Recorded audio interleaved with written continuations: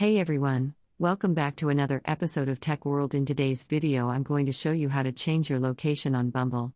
In order to do this, you will need to sign into your Bumble account on your web before starting.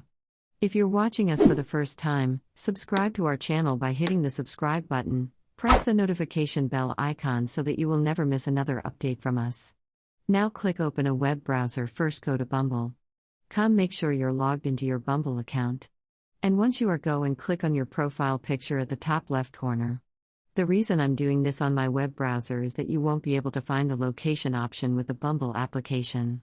Now, at the left-hand side menu, click on Settings. Scroll a bit down and you'll be able to see a location option.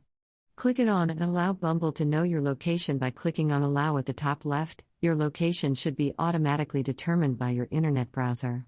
If your location is incorrect, click on the location and you need to go ahead and allow the permission for Bumble to access your location. Click the Allow button and your location will be updated to the latest study pinched by a browser.